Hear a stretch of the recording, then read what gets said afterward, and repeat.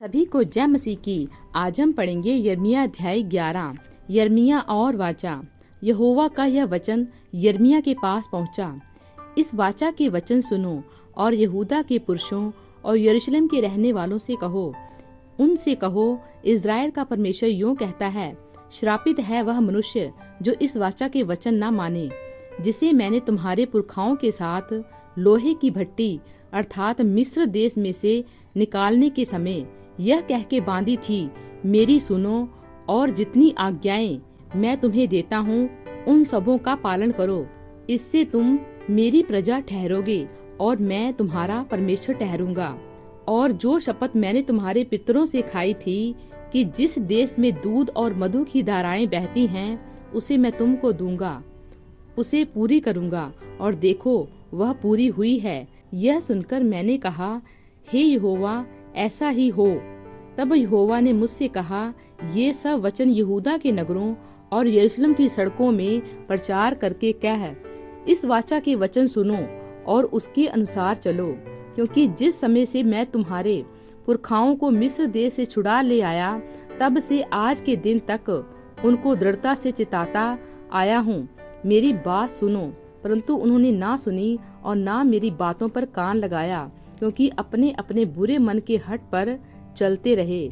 इसलिए मैंने उनके विषय इस वाचा की सब बातों को पूर्ण किया है, जिसके मानने की मैंने उन्हें आज्ञा दी थी, और उन्होंने ना मानी। फिर यहोवा ने मुझसे कहा, यहूदियों और यरूशलेम के निवासियों में विद्रोह पाया गया। जैसे उनके पुरखा मेरे वचन सुनने से इनकार करते थे, वैसे ही ये भी उनके अधर्मों का अनुसरण करके दूसरे देवताओं के पीछे चलते और उनकी उपासना करते हैं। इज़राइल और यहूदा के घरानों ने उस वाचा को जो मैंने उनके पूर्वजों से बांधी थी तोड़ दिया है।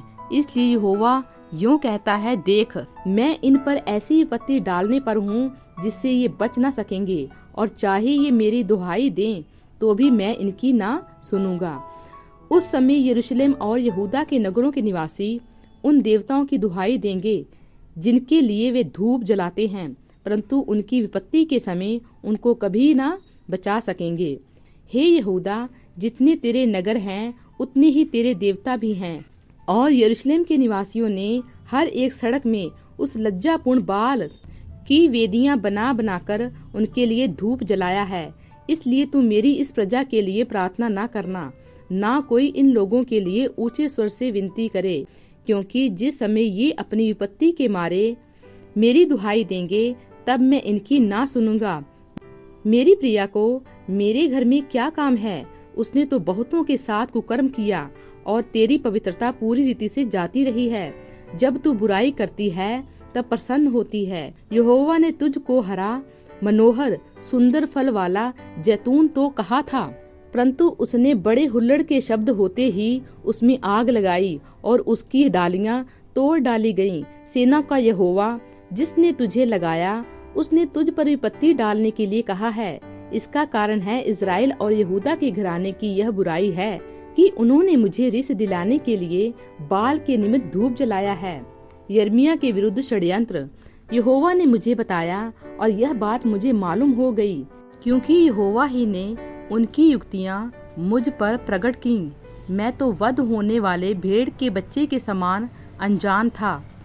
मैं ना जानता था कि वे लोग मेरी हानि की युक्तियां यह कहकर करते हैं, आओ हम फल समेत इस वृक्ष को उखाड़ दें और जीवितों के बीच में से काट डालें, तब इसका नाम तक फिर स्मरण ना रहे।